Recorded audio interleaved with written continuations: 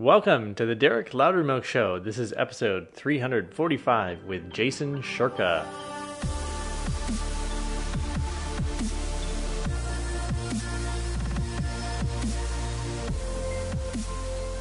Jason Shurka is an author of multiple books, including The Language of Energy and Forming the Formless. He's the founder of the Academy of Divine Knowledge. And today we're going to be talking with him mostly about his role in the light system, or TLS. Jason has a really interesting backstory, which he'll share, where not too long ago he was just living a normal life until he had a friendship, was contacted by a member of the TLS, which is essentially like a spiritual CIA. It's the good guys. It's the opposite of the deep state or the Illuminati or the global cult or whatever you want to call it. This is an ancient organization of good guys. And I knew I needed to bring Jason on the show when I saw him interviewed on Gaia, and he was talking about TLS and some of the things that he had learned through this organization, which totally added up with many of the other things I've learned about spirituality, about physics and metaphysics, about UFOs and ETs. So today we're going to talk about all that stuff. We're going to talk about UFOs and ETs and different races that he knows and can describe about their planets and all kinds of things like that. Amazing. Also, the importance of Earth in the universe. Why so much attention? Why do ETs want to be here? Why is there a battle between good and evil going on? Why is this such an important time? So I don't want to give away too much, so I'll just let you hear it straight from Jason Shurka. Here he is.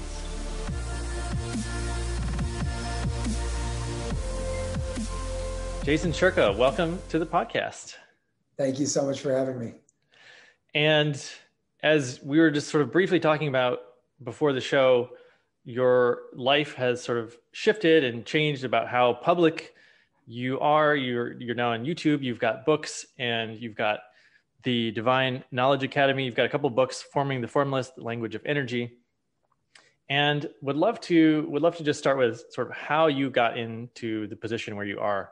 And I'm with digging into some of these turning points in mind to try to understand your own sort of origin story. Absolutely. So, first of all, thank you for having me.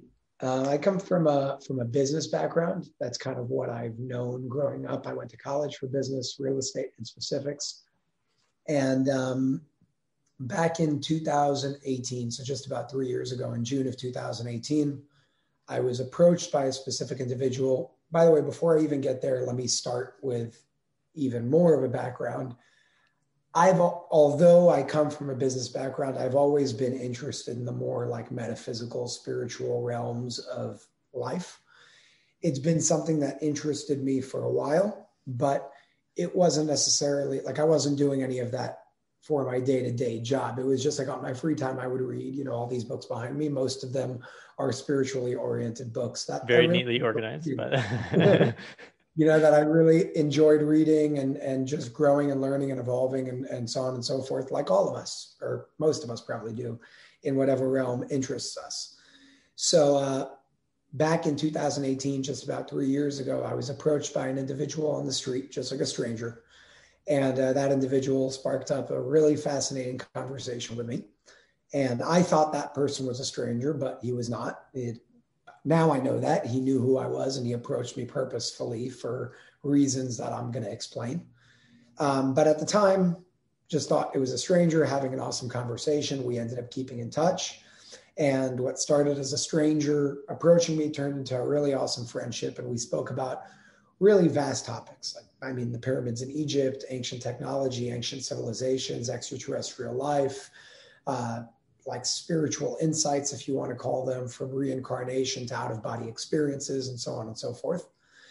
And over time, without me totally being aware of what was going on, because I just saw it as a naturally evolving relationship, I was more so going through this disclosure process of information, prepping me for something without me understanding that I was being prepared for something. And as time kind of went by, over the past 3 years, specifically over 2.5 year period from when I was approached in June of 2018, that man that approached me, who became my friend, slowly started letting me know a little bit about more of who he truly was. Because I knew him as I came to know him as also a businessman. That's what the world knows him as, by the way. He's not a nobody in the world, but he's not like world famous. He's just known in his world. Let's put it that way. Okay. And I knew him for what everybody else knew him as, and we just had interesting conversations until he slowly started revealing who he really was in terms of what he does day to day, and his job that everybody thinks he has is just a cover, and who he's affiliated with and what they do. So it turns out that he eventually revealed his affiliation with an organization known as TLS, otherwise known as the Light System. You can think of TLS as like a spiritual version of the CIA. They're a physical organization with physical agents all around the world. They have a branch in every major city in the world. They work in terms of their structure. They're built very much like an organization like the CIA. The only thing I would say is, well, they have many differences, but one of their major differences is their intentions. Meaning the intentions of TLS, they're here, and everything that they do is to help guide and assist humanity in reaching a higher level of awareness, a higher level of consciousness, to make this world a so-called better place by uniting humanity instead of dividing humanity like we see in the world today. And they do that in many different ways. They're now approaching roughly 8,000 initiated agents for the first time. Back when I recorded with Gaia, they were at roughly 7,000 agents, and they've been at roughly 7,000 agents for a very, very, very long time. So they're now approaching 8,000 agents, and this is going to be the most they've ever had in the organization at any given time. I just want to jump in there. You referenced Gaia, and that's where I first encountered you was on the Cosmic Disclosure show Emery Smith was hosting. And so I don't know how long ago that was you recorded, but that just came out. So it's, as we record, you and I today, it's June. Yes. And that so was, I think, in 2020. Last year. Okay. Yeah. At the end of 2020. That's when I was in Colorado filming with them. So it took some time to put it out. So I'm just putting everything into perspective for anybody that watches that and then listens here. Okay, cool. Thank you. So all in all, the organization is made up of some people that everybody in the world knows. It could be world leaders, certain individuals in the government, politics, celebrities, authors, producers. I mean, literally every type of industry that exists, somehow, one way or another, they have some sort of control or person in there doing something, and nobody knows that they're a part of that organization. Now, I'm faced with a question a lot of the times of, well, this sounds a lot like the Illuminati or the Freemasons or something like that. They're the exact opposite. People and organizations like what people would call the Cabal or the Illuminati or whatever they want to call them are here to suppress humanity, are here to divide humanity, and are here to keep certain individuals weak so they can maintain their power. TLS is not only the exact opposite of that in terms of what they do and how they do it, but a lot of their operations that they go through with are to take these organizations and individuals down, which I've shared seven TLS mission updates since August, which is pretty much when they give me a brief on something. I'm able to convey that to the world. I put it in a message over a video, and all of those mission updates are on my website, having to do with operations that they do. In many cases, having to do with operations in the underground tunnel system. I don't know how much of your audience is familiar with the underground tunnel system, but that is absolutely real. There's a lot of things going on there, and TLS has a very big part in putting that all to an end in what they do. So all of that is on my website at jasonshurka.com as well, and you can listen to it for free and share it and do whatever you want with it. So, well, first of all, sort of big picture. Yeah, I mean, first it just sounds really cool, like a secret organization for the good. I mean, that sounds amazing. Why do you get to be the one who's sort of talking publicly? Because it sounds like many of these individuals are not sort of forthcoming with their affiliation, or they got to cover. So the man who first approached me, the reason why I'm calling him a man and not by his name is because he wants to remain anonymous, because he doesn't want his life to change overnight. That's his freedom of choice. And it's something that I don't necessarily agree with, but I do have to respect. So with that being said, I know that back in 2010, TLS already gave this man, we're going to call him Ray. That's his pseudo name, not his real name, but just so everybody knows what I'm talking about. So TLS gave Ray permission to come out publicly and fill everybody in on what's going on. And he also has incredible material and information that is still in his possession today to reveal and put out to the world.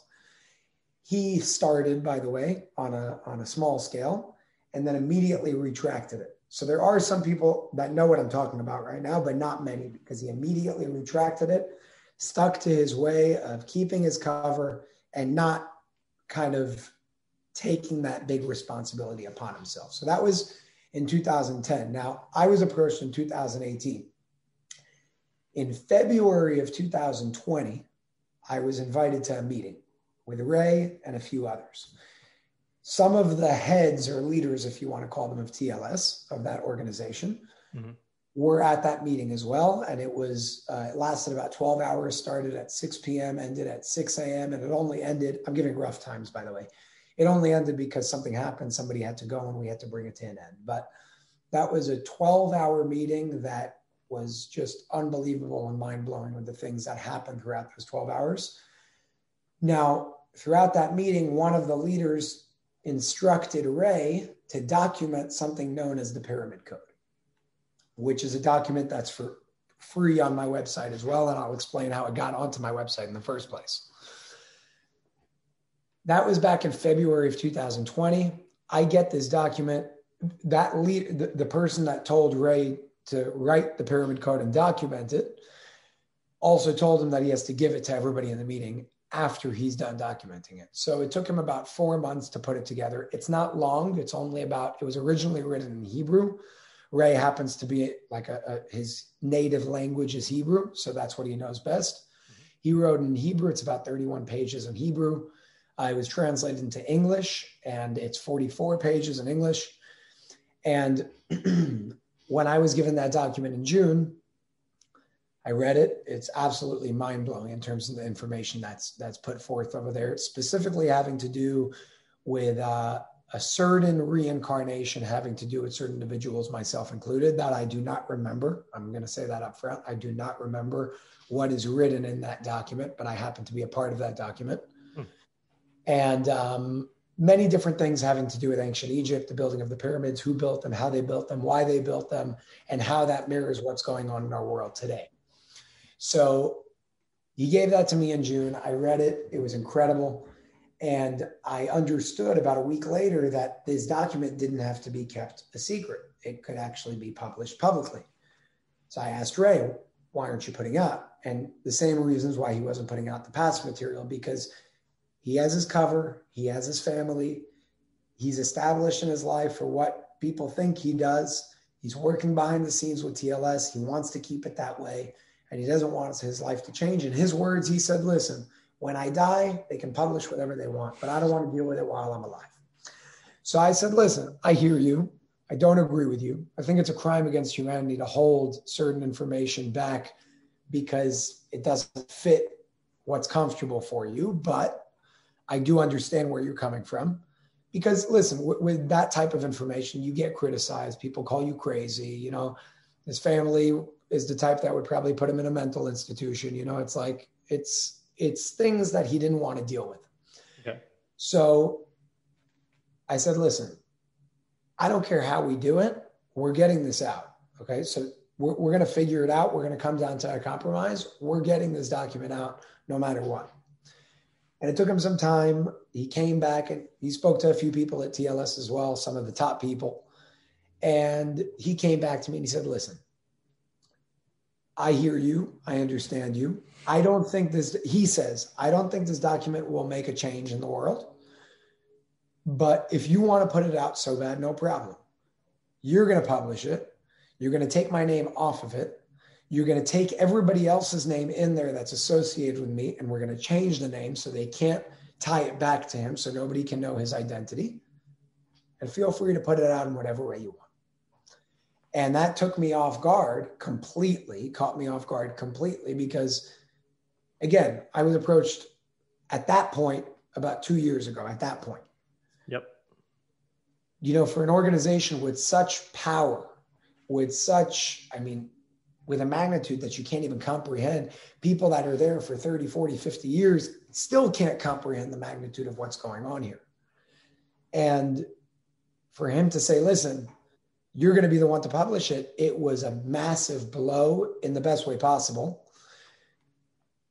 But I could have said no. I had the freedom of choice. He and they said many times, you have your choice. You don't have to do it, but you have the opportunity to do that if you want to do it. And I mean, in my head, what kind of person would I be if I didn't do the thing that I tried convincing him to do? Right. So I said, okay. What were you considering not doing it? What were you struggling with? Again, remember, I come from a business background. I come from the norm, not anything out of the norm in terms of my background, my friends, my family. Everybody's normal. I'm saying normal because what the hell is normal? Really? Right. Everybody's super normal in terms of like the rest of everybody else in the world on the collective level. So for me to come out with that, it's like, you know, I don't know what's going to happen next. For me to be the first one to reveal an organization that's been around for thousands of years, I don't know what that means. I don't know what that entails. So what I was dealing with was there was never a thing in my head of saying, I'm not doing it. Because in my head, in my mind, if you're given an opportunity like that to do something good, no matter what the criticism I'm going to get for it, for me, it wasn't an option, even though I knew that I had the freedom of choice to say I don't want to do it, just like he did. That wasn't an option for me in my mind. So I knew that I was going to do it. The question was, how am I going to deal with it? So that's kind of what I was dealing with, but it was I never looked back. I said, I'm going. I had my doubts in myself of, oh my God, am I really doing this? But it was always, yes, yeah. I'm doing it. So on September 9th at 9 a.m., 9/9 at 9 a.m., I was instructed to put that document out. The only thing they gave me was the date and the time. Gave me a date and a time. I put it on my website. And now, mind you, at this point, I'm a nobody. Nobody knows who I am other than my friends in the town that I'm from. I put this document out on jasonshurka.com. Within the first 3 hours, it reached every continent on Earth with the exception of Antarctica, because it's Antarctica, and I think the only people live there other than the secret things going on there are scientists. So every continent in the world with the exception of Antarctica in the first 3 hours, and just spread like a wildfire ever since. And that's how everything started in this path in my life, which was only back in September, about 9 months ago. So people were sharing it with their friends and Everybody. They were passing it around. And so you were thinking, okay, this is going to have a positive impact if I share this. Did it have the impact that you expected? If you look at even the numbers of criticism versus positive feedback and positive results from people who read it, it's 99.9 to 0.1 on the positive side, which again, I took a leap of faith at the time because I was prepared for the worst. I was prepared for my family's putting me in a mental institution. They're going to think I'm crazy, but I got to do it because it's there. It's true. I've seen things with my own eyes. I've experienced certain things. So who am I to just sit down out of fear and not put out information that I do believe that can help the world? You know, to what level, I don't know. If it helps one person, that's enough. So long as it's helping somebody, so long as it's putting us in that positive direction, let's do it. But to my surprise, it was incredibly positive. And it started this unfolding process that's still going on today.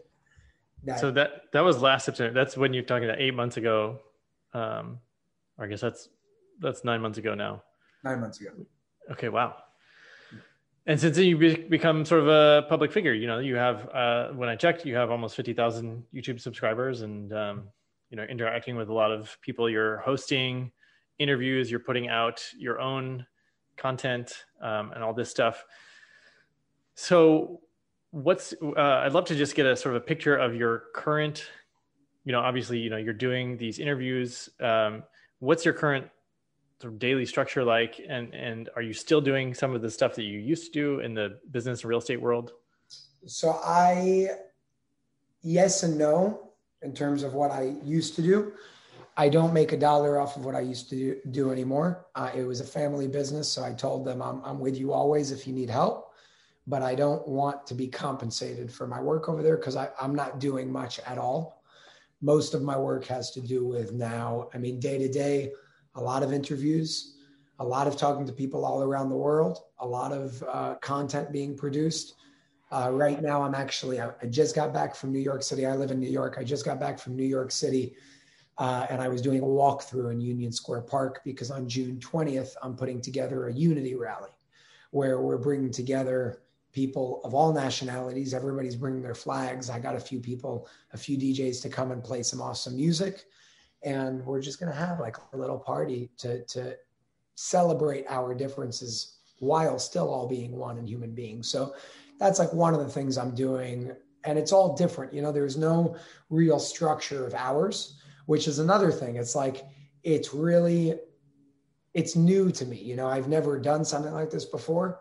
I don't have somebody to look at to follow their footsteps because I don't know somebody that's done exactly what I'm doing before.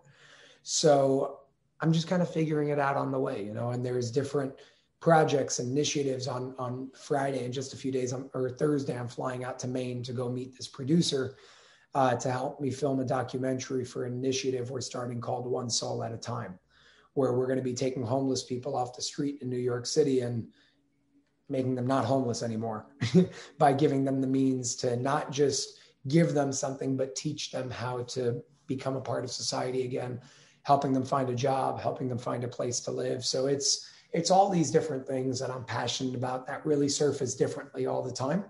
Yeah. And we just make them happen, Yeah. That sounds like a lot of fun on one hand, and also, just great. It's a big responsibility. Yeah. Yeah. What was it about you? I want to go back to when this guy first approached you. What was it that sort of put you on his radar? Do you have something special about you that they wanted you to be part of their organization, or how did it all start? So if you ask them, they'll tell you that I was born with something specific, energetically speaking. I have something to do with an energy or a resonance. I don't completely understand what that means yet. Maybe one day I will. But when I ask those questions, because that's always my question, why me? I'm a young guy. I come from a real estate background. You can get people that are probably much more powerful already in terms of their reach and what they do to spread a message much more effectively around the world. Why are you coming to me? And number one, first of all, I don't know all those answers, but the answers that I have been given so far was you were born with something, which you'll come to understand when that time is right. You have a resonance to you. In other words, you have a resonance that you were born with, that whatever that means, I don't know, but I guess maybe we'll see one day. And they always said, when you read Rays of Light, you will understand. Rays of Light is a book, more so a documentation or a consolidation of documentations and writings written in between 2010 and 2014 before I knew anything about what was going on. And I'm now reading Rays of Light, by the way. They haven't given me the whole book. The whole book is 864 pages. I've received 250 pages of 864 pages. And I'm coming to understand a lot clearer why, in terms of why I'm even in this picture in the first place. But in short, it's something that, to my understanding, I was born with that I don't completely understand yet, but will most probably, according to my freedom of choice and my actions, develop over time if I choose for that to be the case. So again, it's untreaded waters, uncultivated fields completely. I don't know what any of that means. And it's exciting and scary at the same time.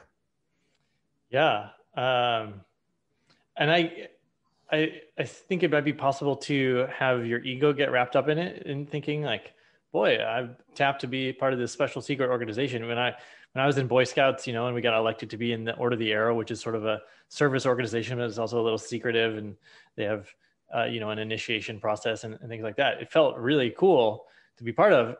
So how do you keep your ego out of it? I do my prayers every day. I do my grounding every day.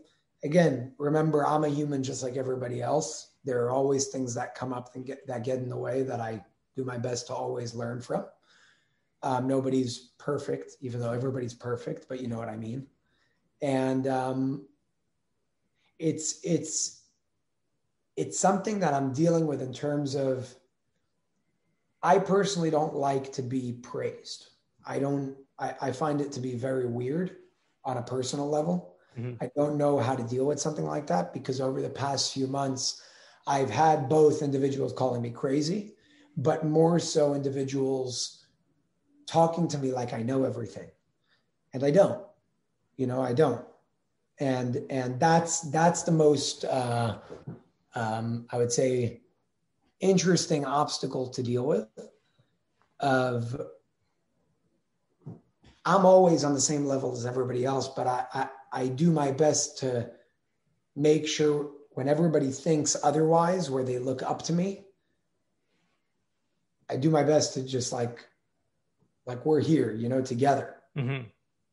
And it's just interesting. I can't tell you that I figured it out, because I haven't. I'm navigating this whole thing. I'm figuring out how to respond, how to react. It's like this evolution process where I don't know what comes next, and I've never dealt with this before in my life. So I'm accepting it as it goes. But in regards to the ego thing, I probably do too much of the opposite of like lowering, because I don't like the like, again, I know who I am just growing up. People that know me today see me in a different light because they didn't know me a year ago or 2 years ago, before everybody started listening and all that. So it's like, and I'm sure many people go through this in their own way. So yeah, it's interesting. But in regards to the ego thing, I always do my best to remind myself, just stay calm and relax, and you're good. Yeah,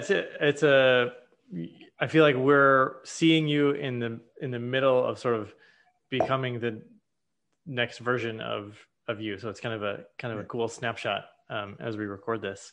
Yeah.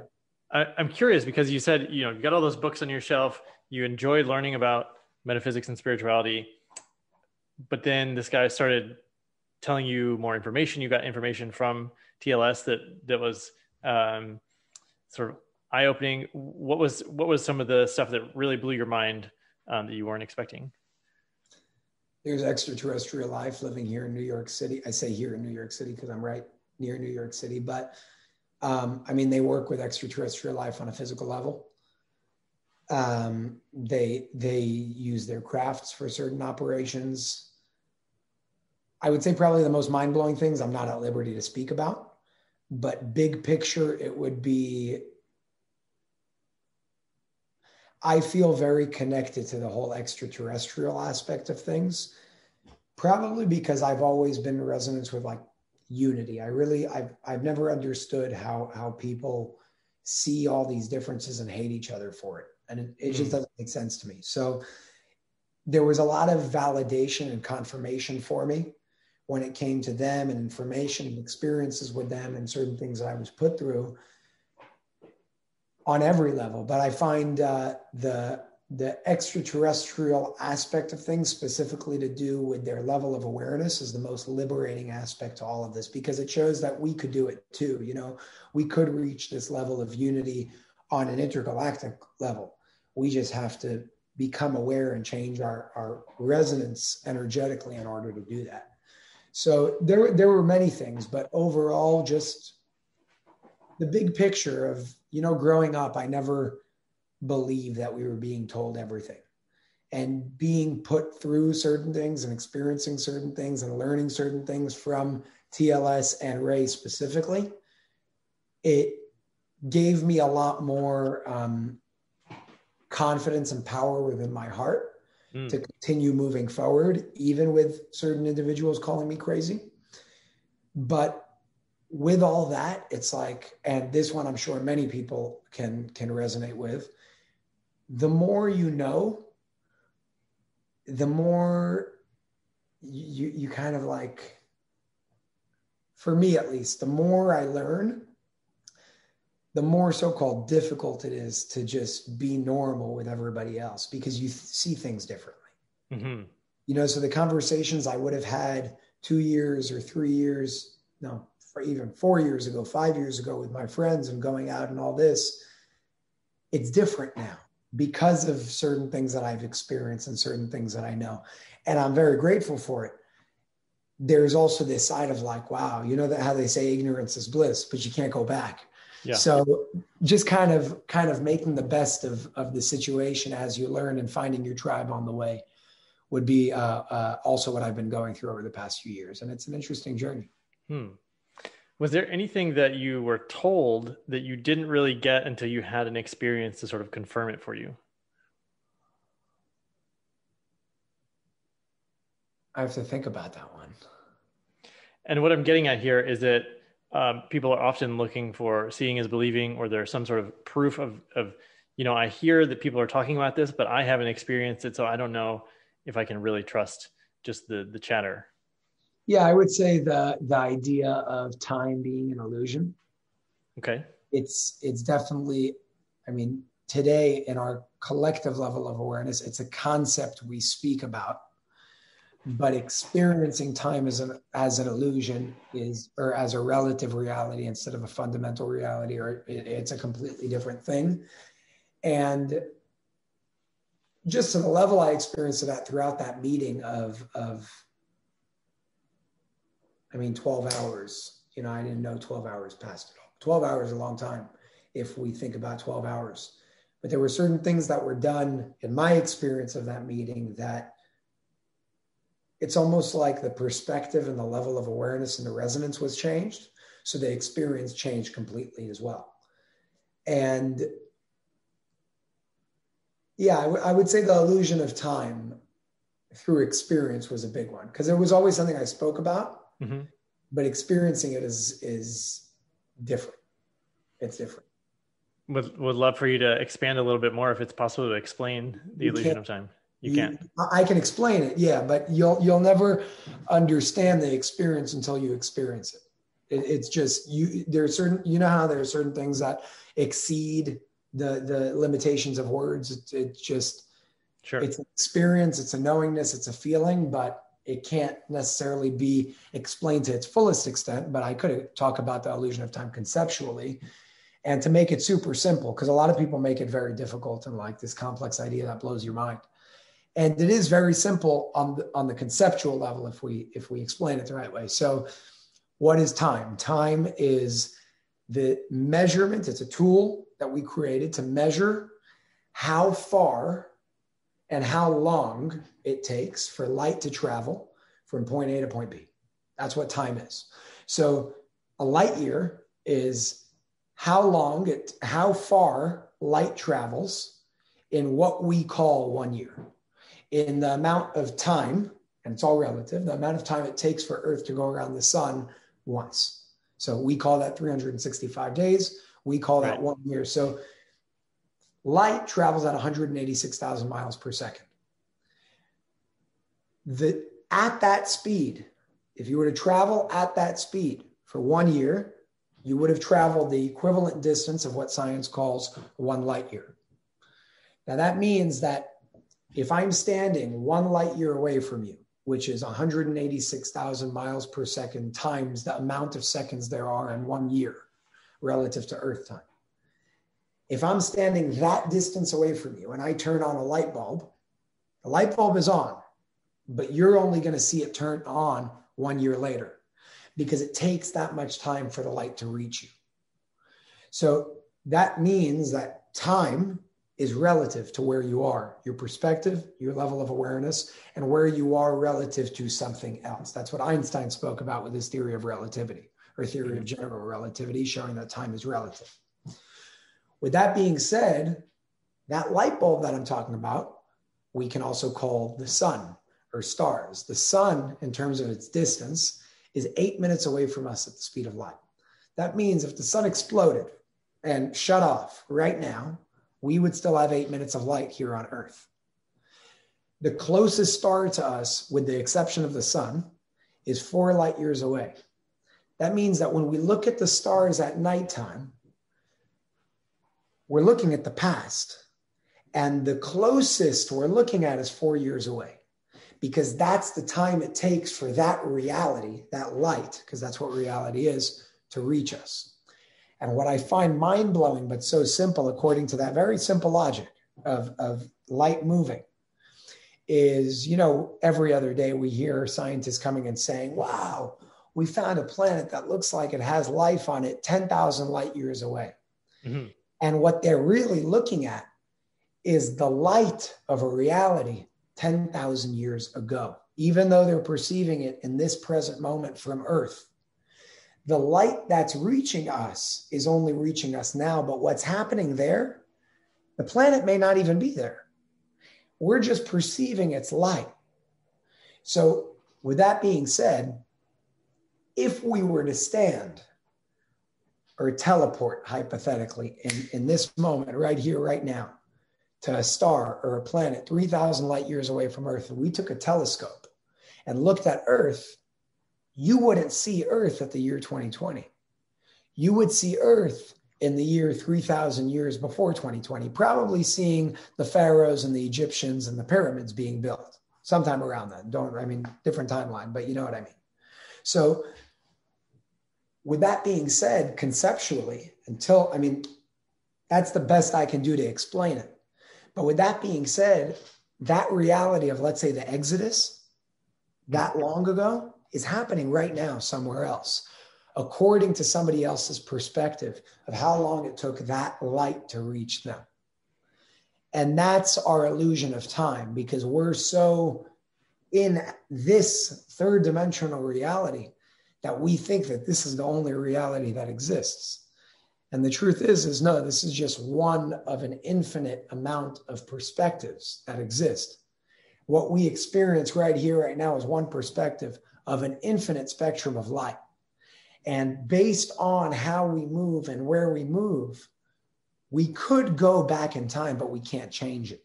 And that's where I disagree with science, by the way. That was something I was taught as well. If you're standing on that planet 3,000 light years away from Earth, and you look at Earth and you see the Exodus, you can't change the events of the Exodus. You can only observe them. Because you can only observe that light. You can't interact with it. You can observe it. The future is now created also in the present moment by our freedom of choice, of how we choose to create something. There's an infinite amount of possibilities that can happen based on how we exercise and practice our freedom of choice in this present moment. But based on that, we will enter that reality accordingly, based on the resonance of our thought, of our words, and of our choice. So in that way, the past and the future, they're both right here. You can observe the past based on where you're standing. Yeah, thank you for sharing that. Yeah, that's so you can experience any moment in history. You just can't affect it by your location of observation. Okay, yeah. Cool. Let's talk about ETs and UFOs, because this is a cultural hot topic right now. Sure. I haven't actually seen the Pentagon release anything yet, but they're supposed to. So deadline is June 25th, I believe. June 25th. Okay, because I thought it was happening at the beginning of June. Haven't seen it much news, but they're starting to, like, some of these, mainstream media is starting to show more sort of video footage and have experts on talking about it. So yeah, would love to hear your experience with ETs and UFOs. It seems like we're going to have more information about just like, here are some crafts, here are the actual UFOs and the objects and sort of the physics that they have, and maybe they're not going to talk so much about ETs, but we'd just love to hear your experience. First of all, in regards to the disclosure, I don't think that the people behind it have our best interests in mind, for a very simple reason. Anytime we've seen technology out there, or individuals out there, human or not human, but let's stick to human for recorded history at least. Anytime we've seen technology that can help us, individuals who can help us and benefit humanity, unless that technology or those people could be monetized, it was always destroyed. So take Tesla and Edison. Edison took down Tesla for a very simple reason, because Tesla, they did not know how to monetize Tesla's technology, even though it was incredible and free energy. People in power that make money off of energy don't like free energy, because then they're no longer in power and they no longer have the capital to do what they do. So with that being said, with the crafts that we're seeing today, call them what you want, they are at a much higher level of technology than we have today here on Earth, according to our level of awareness of what we have here on Earth, at least in the first place. And with that being said, if those crafts were to come out mainstream and to be accepted mainstream as a great thing, well, the transportation industry, the oil industry, gasoline, electricity, all of it would go into the garbage. Right now, we're seeing a fight just between oil and electric. Imagine what happens if a technology came out right now that makes both of those obsolete. You know, it's like, it's incomprehensible, but that technology exists. That technology can travel intergalactically faster than the speed of light. They call it the power of thought, or the speed of thought, something that makes the speed of light look like a walk in the park.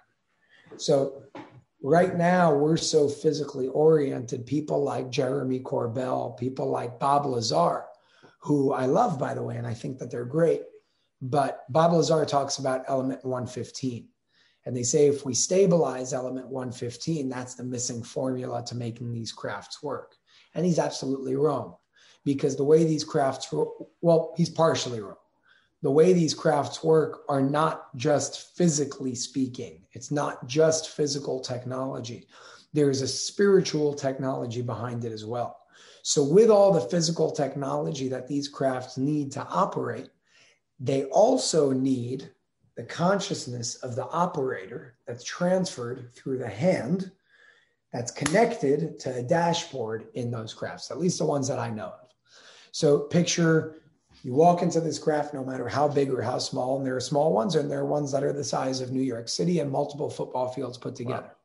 You know, they're massive ones. Now, the way that they work, to my knowledge at least, with the ones that I know of, I can't speak on everyone because we haven't seen everyone, right? I don't know about everyone. But the ones that I do know of, they have the equivalent of like a dashboard, like a glass panel. I don't know if it's glass, by the way. I'm just saying it's glass. It could be, it's something that's touchscreen. It could be made of crystal glass. I have no idea. The operator, and it's not one with seat belts and all that. That's not how these things work. That's how we think it works, because we're used to things like turbulence and the way that laws of physics works in our level of awareness, but that's not how they work. So the way that they work is they pretty much take their hand and put it, the operator would take their hand and put it on this panel of whatever it's made of. And wherever they touch on the panel, that part of the panel would light up with some sort of halo or light. Again, I don't know what that thing is made of, but that's how it would look if you were in there. It's not like a 747 cockpit where you have 1,000 different buttons and you have to learn and go to flight school and all that. You have the equivalent of flight school in this level of awareness is reaching a higher level of awareness to be able to operate these things in the first place. When the hand touches the panel and they do what they do through what we call the power of thought, the craft becomes an extension of the operator's consciousness. And the way that we see crafts going thousands of miles an hour and stopping on a dime, or making a right-hand turn, a 90-degree angle, without the craft blowing up and without the individuals in the craft splattering against the wall, is because that craft is not bound by the laws of physics that we know today. Now, remember that the laws of physics that we know today are the laws of physics that we know today based on our current level of awareness. And as our current level of awareness expands, we understand the laws of physics differently. What was impossible one day becomes possible the next day based on our level of awareness. So those individuals operating these crafts are not just at a higher level of awareness, but they allow the craft and they cause the craft to transcend dimensions, not in terms of not being able to see it. You can see it, it's physical.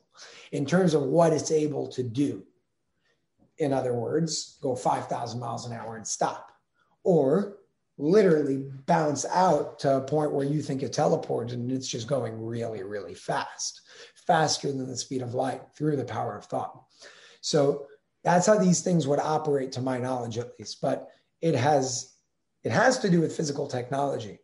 We will never operate or learn how to operate those crafts if we stick to the physical aspect of life, because the power of thought is the key to making those crafts an extension of the operator's consciousness, which is why we see it doing things that don't make sense, because their level of awareness supersedes and far exceeds ours here on Earth. And so we're talking about like a physical craft that you can go in and see, like three-dimensional. Yep. I've also seen, on social media, just videos of light orbs and things like that. Would those also be considered crafts of some sort, or are they are they physical? Are they physical? Like you could capture them on a camera, but I don't know if they're like a solid object. I'm speaking strictly about physical crafts. Those are the ones I know of. Okay. And so who's flying these crafts? Like, do you know the different ETs that? Number one, it's not always ETs. There could be human beings that fly them, but they're human beings that went through extensive training and can possess a very high level of awareness to be able to do that. Okay, so anybody could theoretically fly one if they were trained? Just like anybody could theoretically levitate, but how many people access that? Yeah, the answer is yes. Okay, cool. But it's based on the individual and their potential of what they're willing to access and what they're willing to do in order to access it. Can you levitate? No. I know individuals that can. And was that something you, going back to experience, was that something that you, once you saw it, you were like, oh, I see it's possible? I'm not at liberty to speak about exactly what I've seen and what I haven't. So you're going to have to bear with me on that one. That's one of my instructions. Okay. All right. Okay. So it's not always ETs that are flying UFOs. Could be some trained humans. Correct. There are generally ETs on the crafts with them. Okay. But yeah, it could be humans. For the most part, it's extraterrestrial life. All right. And so I think it's great that we established, and because I'm on the same page, that a disclosure event could be framed as positive or negative, and that there's, potentially all these great benefits, technology, interacting with other races and cultures, like potentially lots to learn. But then you could also spin it as like, they're going to invade Earth and we have to defend ourselves. And well, ask yourself a simple question. If they were going to invade, why haven't they? And have you ever asked yourself who put the invasion idea in your mind in the first place? Where'd you see that? Where'd you Hollywood. Get that? Where? Movies. Who's creating those movies? I've heard that many of them are funded by different aspects of the military. Okay. And do you believe that there could be an agenda to make us want to believe a reality that's never happened here on Earth? Sure. And that's my answer. We've never seen an invasion. Yet you think about extraterrestrial, you think invasion. What a joke that is. It's crazy. They made us associate something with something else that's never happened. At least in our history that we know of. Could have happened. Long time For ago, sure, but based on the individuals that we see around the world with the perpetration of fear, you would think that if it happened in history, they would highlight it. Yeah. So what? An invasion, that doesn't mean they haven't been here. They have. They've been here for a very long time. This isn't anything new, but I'm talking about an invasion coming here to rule us, enslave us, kill us, drink our blood, whatever the hell everybody else says. I don't buy it. Not only I don't buy it, I would say I know that to be false, but I don't want to speak that way because what does that really mean? Yeah, well, I think it's good to, whatever the U.S. military releases in their documentation, it's good to sort of, even before that comes out, sort of set a marker and say, hey, you can compare what we're talking about today in this podcast with that evidence, and you can sort of see for yourself which one seems more accurate to you. Sure. I would also say when dealing with things like this, not enough people use their heart anymore. Not enough people use their heart. And when you only, I'm not saying don't use the mind. I'm a big mind person.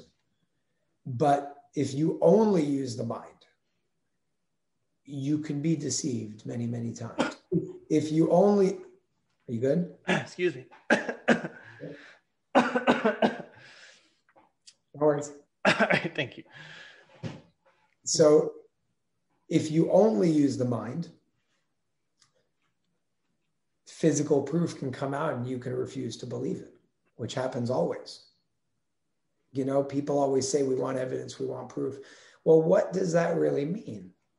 What does that mean? What do you mean evidence and proof? Okay, is a picture enough? Some say yes, some say no. Is a video enough? Some say yes, some say no. Is a physical experience enough? Some say yes and some say no, believe it or not, even if it happens to them. Because if you don't want to believe something, there will always be a way to say it's not true. And that's our freedom of choice of what do we want to do? How do we want to deal with it? And how willing are we to let our belief systems dissolve and rebuild? And it's difficult for many people, you know, to let go of their foundational aspects of what they think to be themselves. So I understand. I really do. That's why I never get upset with individuals who call me crazy or whatever it is, because if they didn't call me crazy, they would have to accept that their entire life may have been a lie. And that's not easy to do. It's easier to tell the person you're crazy than it is to accept that maybe what I thought was wrong. And that's a check that I do on myself every day, by the way. And there are sometimes where I change my mind. You know, there are sometimes where I say, you know, I was wrong. Let's move forward. Let's keep going. It's all good. We're humans. Was there some beliefs that you had to dissolve for yourself? Yeah, the reptilian agenda. I believe that to be real. I believed everything that everybody else in that community believes of. There's a different race here hurting us, enslaving us, and suppressing us.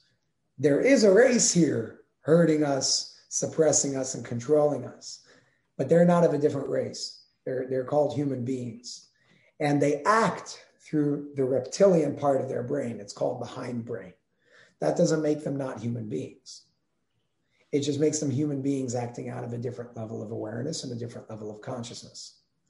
So that was difficult for me because I came from a community that believed that to be absolutely true. And then when it came to things like TLS, they said, no, that's not true. There are individuals doing those things and they do act out of certain portions of their brain, but the reptilian race is not the reptilian race as everybody explains them to be. It's not a race that comes here from a different planet that comes here to drink your blood. You know, it's human beings that are acting out of a different level of awareness, both those doing the suppressing and controlling and those walking into the suppressing and controlling. It's all done out of fear, and fear exists in the hindbrain, the reptilian brain. Okay. And all right, so let's talk about what, if any, ETs do you know about? 3 races. Their names, like the names of their planets, are Tzia, Tzia, Nashia, Nashia, and Konom, Konom. Tzia and Nashia are, by the way, already written in Psalms written by King David and the Zohar, which both of those were written over 2,000 years ago. Already documented, already written about. Only because of the individuals who translated that and interpreted that, they think that Nashia just means desert. I'm sorry, they think that Tzia just means desert in Hebrew. And it actually is talking about the place that's like a desert, which is a different planet, not in the Milky Way galaxy, the individuals from Tzia. So they don't have much water there. They get their water from elsewhere in the universe, one of the places being Earth, planet Earth. And so there's a lot of misinterpretation, mistranslation having to do with even those texts from over 2,000 years ago. But all of these races are in cooperation with TLS. They work with TLS. TLS helps them with certain things that they need done. And ultimately, it's all for coming together in intergalactic unity. That's what's going on here. That's the world that we're going to live in one day when we're ready to reach that reality. And do they look like humans?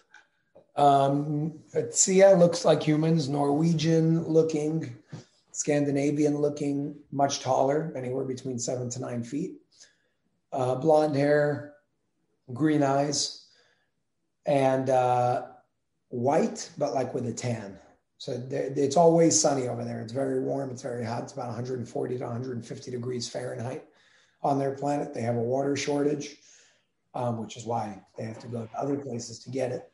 But yeah, they look like human beings, only tall, really good looking, fit, muscular, good looking individuals.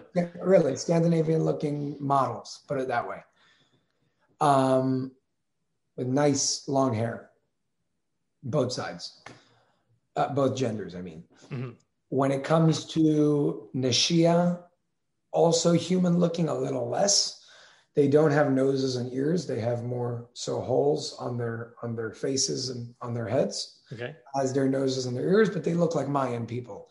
They're short, they're like stubby and like big and wide, strong, hairy, but they look like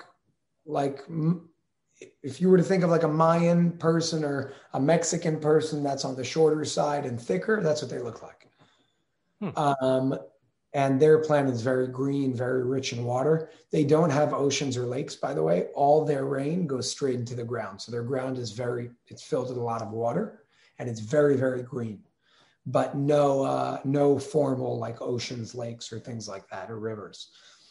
On Nashia, by the way, they only have fruits. On Sia, they only have vegetables. And on Konom, they only have herbs. And their herbs act as their like superfood of both liquid and nutritional value of food. On Konom, they look nothing like human beings. They do have the whole two legs, 2 arms, and a body, but they kind of resemble like dolphins in terms of how they look. Their neck is about 2 inches or maybe an inch in from their head, and their head kind of comes out like a dolphin. Eyes not on the side and not in front, more so like right here, kind of pointing out like a lizard a little bit, but not completely on the side. And they have like dolphin skin. So it's like gray, shiny, damp. They don't defecate or urinate. All of their excretion goes through their skin. So their skin is always moist, and they don't smell. So all these beings eat very clean. Just by nature and what's on their planet, they are vegans because they have nothing else to eat, by the way. There are no animals over there. So on Konom, it's just herbs. On Nashia, it's just fruits. On Sia, it's just vegetables. And they all possess a very high level of awareness. But with that being said, you're not going to see buildings like you see in New York City or Hong Kong. It doesn't happen like that. They're very grounded. They're connected to earth. On Sia, they walk barefoot. So people look and they're like, if they have crafts that can travel intergalactically, why would they walk barefoot? Like they're not advanced, and people don't seem to understand that is advanced, spiritually speaking. They think that wearing shoes made of plastic and chemicals is advanced, and it's not. It actually does the opposite of evolution in every sense of the word. It devolves us because we're staying away from nature instead of living in harmony with it. Mm-hmm. So yeah, that would be. Have you personally worked with beings from each of these places? I'm not able to speak about what I've seen and what I've done when it comes to things like that or any of that technology. That's just something that I was told that I have to follow. Okay. So you can't say whether you've been to these planets or not either. Oh, no, I haven't been to the planets. I can't say what I've seen, but I have not been to the planets. Okay. Ray has been to the planets, and others who I know have been to the planets as well. I've heard from a couple other places that eventually, and this is something that excites me, there may be something like an exchange program. If we have open contact, that already exists. It exists? Yeah. But only for TLS people, or? I don't know. I know TLS has the equivalent of what you would call like an exchange program, where right now in New York City, there's a being from Konom living there. living in the city, Mm-hmm. and there are humans that went there and they experience alternatively. More so for the purposes of there's research, understanding these different places, learning about these different places, and eventually uniting with these places. But it has to be done slow to not create chaos. Okay. So I've heard Earth is unique. Earth is important.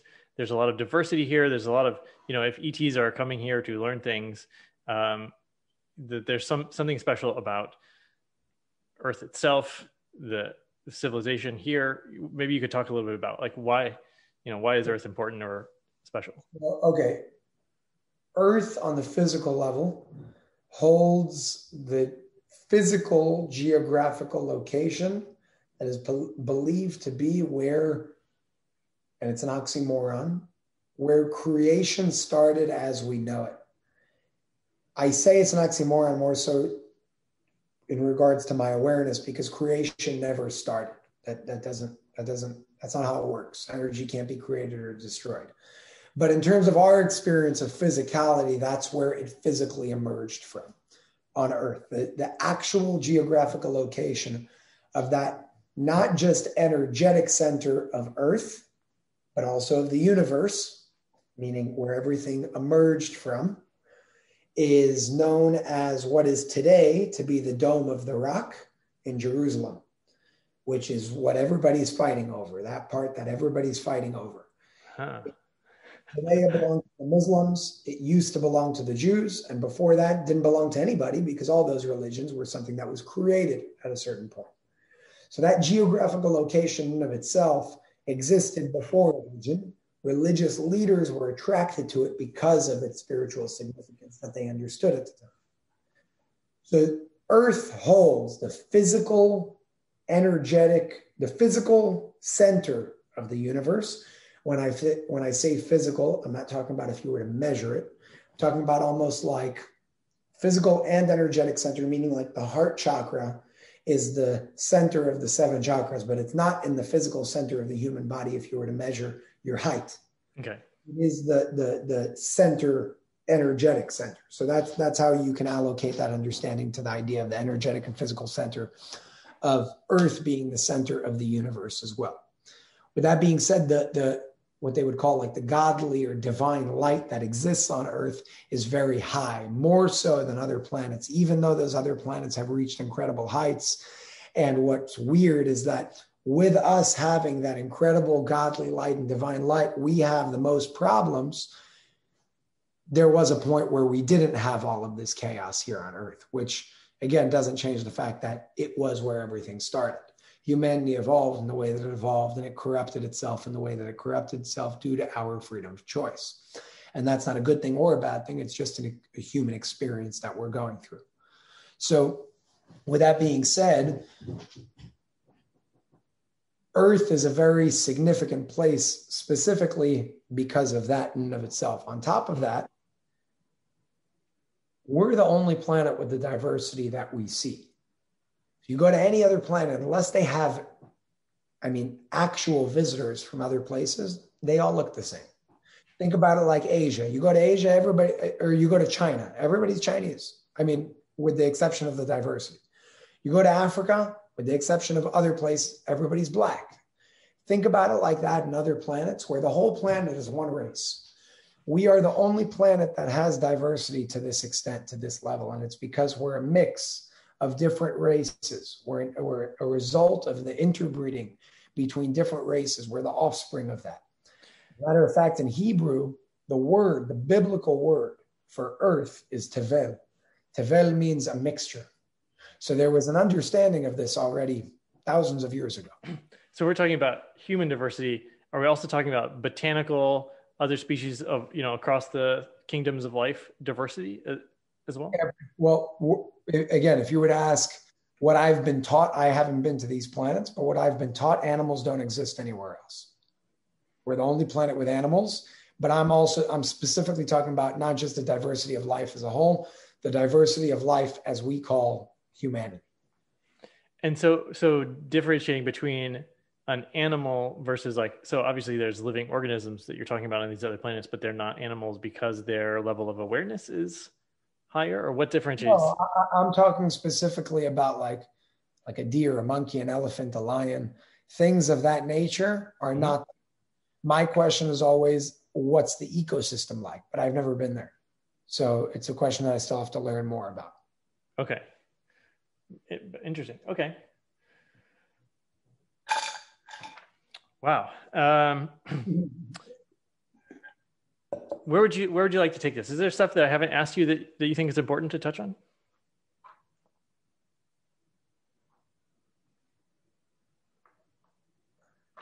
Everything's important. Yeah, one thing I would say is when it comes to humanity, people like making a distinction between terrestrials, humans, and extraterrestrials.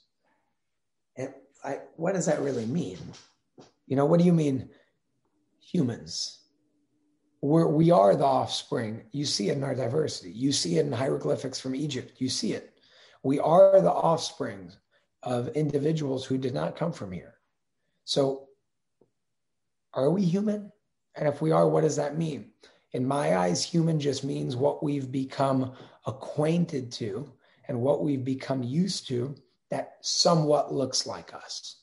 So if you have two eyes, a nose, a mouth, ears, a heart, legs, arms, fingers, all that, if you have that, but you're black, white, Asian, whatever it is, we just call it human because we're used to it. But let's say you've never seen an Asian person before. And I said, hey, Derek, there's this race that you've never seen before. For the most part, they're somewhat short, pale, white skin. Their eyes are more stretched out than what we're used to. Their noses, for the most part, are a little flatter than the common man. And they have this black hair that's really straight and like doesn't frizz. I don't know. That's an alien to you until you've met one and become used to it. Let's say you've never seen a black person before.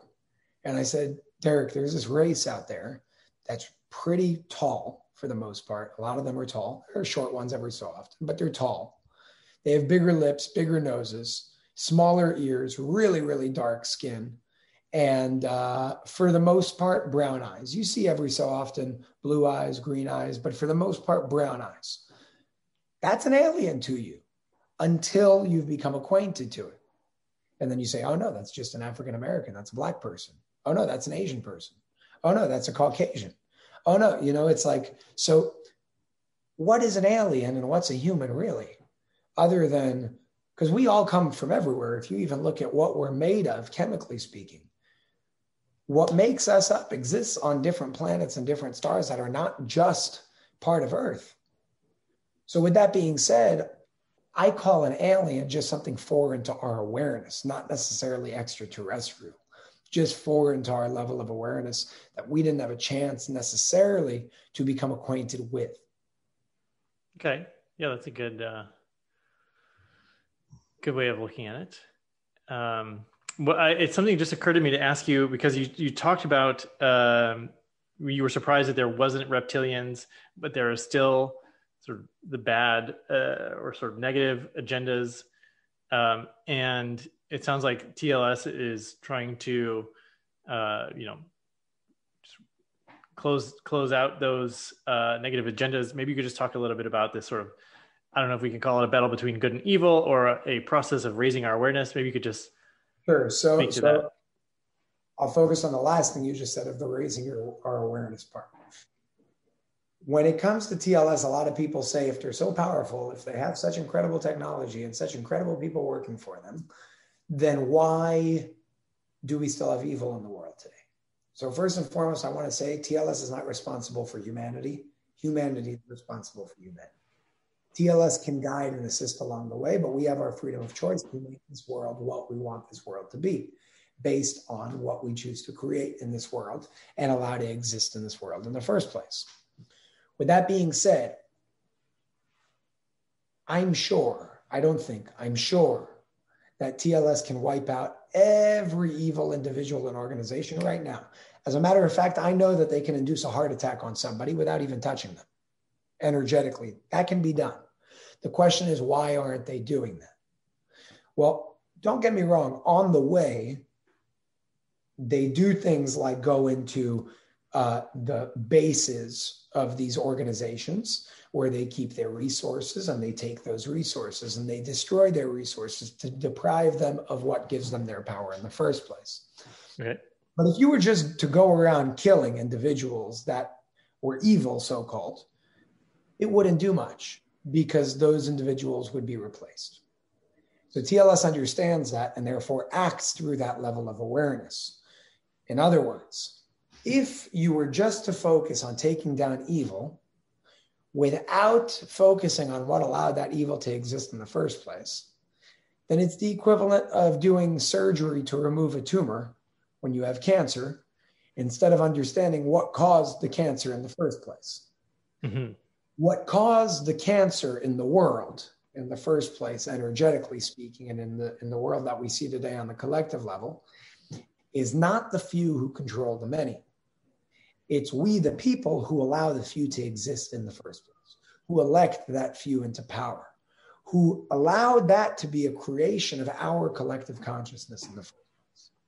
And in that way, just taking down the few will do close to nothing, may do something temporarily, but those few will be replaced. What has to be done is the collective raising, the raising of the collective level of awareness, the educating of the masses. So we, the people, can produce a different outcome next time. And when you change the root of the problem, AKA the awareness of the masses, that evil will dissolve naturally, because that evil is only a reflection of the collective. You change the collective, you change its reflection. That's what TLS focuses on the most. That being said, they do have operations where they do incredible things on the way. And on the way, they do deprive certain individuals and organizations of their resources that give them their power in the first place. However, with that being said, that's only a part of the picture. If that were the only thing that was done without changing and improving and elevating the collective level of awareness of the masses, then they'd be doing nothing here. So their focus is on the masses, and on the way, the few. So before you came along and started speaking publicly, I'm thinking like, okay, that sounds like just a big marketing campaign. Like we have to change people's awareness, so we just have to get it into their awareness. So is there sort of a public-facing marketing campaign to sort of change people's awareness that existed before you came along? Oh, no. Before I came along, TLS was never spoken about publicly. But again, TLS doesn't matter. What they do matters. I can guarantee you that you've watched movies made by them and you just don't know it. And it's had an impact on your level of awareness subconsciously. I can guarantee you that you've read a book that was influenced by them, whether the author knew it or not. I can guarantee you that you've watched a TV show that was made by one of their producers, purposely with subliminal messages without you even understanding what you were watching. That's how you plant messages on the way.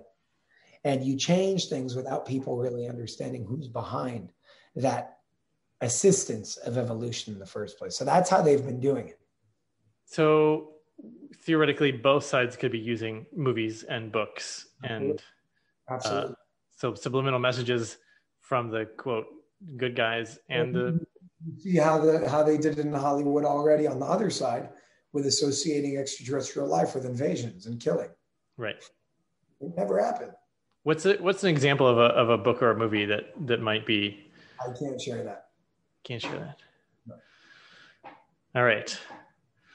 Not publicly. Not publicly. I want to. Can you share something here that you've never shared anywhere before, but you're still allowed to? I don't know. No, yeah. I mean, I don't know. I don't know. There's nothing in my mind. I don't know. I always do, but not because I'm withholding something, because it just never came up. Just a lot. Just a lot of information. Yeah. All right. Fair enough. Off the top of my head. Okay. Yeah. Just trying to get a scoop, trying Yeah, to get yeah. the special here. um, okay. This is fantastic stuff. Can you talk about, and we're going to wrap shortly, but have you cultivated any special abilities or superhuman since you've started learning all this stuff? You already said you couldn't levitate, but are there other things you can do now? Not, I wouldn't call it superhuman at all because it's very human. It's just we live in a, like right now, we call so many things supernatural that are natural. We're just living suppressed natural lives. So anything that's natural, we call supernatural, and it's not. Things like levitation, by the way, is not supernatural. Things like remembering past lives is not supernatural. If I were to ask you what you ate for breakfast this morning and you answered me, would you think that you're this Superman with powers because you told me what you ate for breakfast this morning? Of course not. Okay. Well, that it's the same thing of you remembering something 2,000 years ago in a different life. It just at a different level of awareness. So it's not supernatural, these things. Everything that they call superhuman, supernatural, it's totally normal, just not normal to the norm today. With that being said, I wouldn't say something like specifically, more so just like being more in tune with knowing what somebody's thinking without them telling me. But many people have that, you know, being able to remember certain things in the past, whether through dreams or waking life, generally through dreams for me, I've had. And really just like, I'm a big person when it comes to conscious manifestation. I manifest very quickly. People don't understand how it happens. I don't call it supernatural. I think I just call it guided manifestation. If you do it consciously, again, it's almost like if you held a gun and you practice shooting and you hit the bullseye, you're not Superman.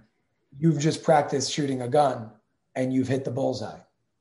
In that same way, that's how manifestation works. If you manifest something that people, a lot of the time, when you hit the bullseye through manifestation, people are like, oh my God, how do you do that? And it's just because you practice shooting the gun enough, you're going to hit the bullseye every time. You know, What's something you've manifested really quickly?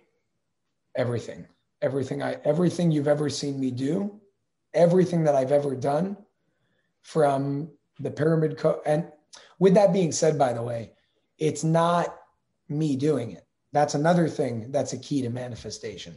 To know that it's bigger than you, to know that you're being helped, to know that there's something flowing through you. You're just a conduit to make it happen. So when I say I'm talking about me just being the tool that allowed it to, that allowed that energy to flow me in the first place. But the actual thing is not me as Jason. It's something much bigger going on here. That awareness in of itself allows manifestation to happen a whole lot quicker because you're giving credit and acknowledgement to the fact that there's something much bigger than this physical limited body that we're in right here. So, I mean, everything, anywhere from the pyramid code to being on Gaia to people that I've interviewed like Robert F. Kennedy Jr., David Icke, Dr. Judy Mikovits, Del Bigtree. I mean, all these people that are big individuals in the world, you know, just boom, boom, boom. And it's like, of course it's going to happen. So it happens. The Academy of Divine Knowledge that I built, that platform, with all that you see, it was built in 60 days. You know, that's, if you ask somebody, they'll tell you that's impossible. It's not possible. It is impossible according to any person that builds a platform like that. And I said, well, I don't believe you. It is. And we're going to hit the bullseye. And we did. So that's conscious manifestation. I've done workshops on the Academy that I've put out all about manifestation with tools and formulas and certain things that you can follow to make it that much more efficient to do it consciously, because we're always manifesting. The question is, what are we manifesting and are we doing it consciously? I just teach how to do it consciously. Great. I think this is probably a good time to, plug whatever you want or direct people towards where they can find your work online. Sure. You can find me on my personal website at jasonshurka.com. Every so often I do sessions, but things are just really busy. So I try to fit that in. The pyramid code is there for free. It's now translated into 9 different languages, and there's 2 audio versions because volunteers from all around the world have decided to do that and put that together. Wow. In addition to that, the main place you can find me and many others, by the way, is the Academy of Divine Knowledge. The website is academyofdk.com, like divine knowledge, academyofdk.com, where I put out interviews and discussions with many different individuals covering many different topics, anywhere from current events to spiritual insights and everything in between. And with that being said, there is a monthly fee for that one. I more so call it a contribution because those contributions, whether monthly, 6-month, or annually, go towards bigger projects like One Soul at a Time, where we're going to be taking homeless people off the street and giving them a place to live and helping them have their own place to live and helping them find a job. And by the way, we're going to be turning that into a documentary as well. So all of these things are funded by the Academy. The Unity Rally on June 20th is funded by the Academy. It's all funding these bigger initiatives that are here to serve us, that are here to help us, that are here to unite us as one, as we always were. We just forgot. So that was the Academy, my website. And if you just type in Jason Shurka on Google, you'll find me on Instagram, YouTube, Facebook. And I think that's everything that I'm on, and Telegram. Brilliant. Fantastic. Jason, thanks so much for coming on.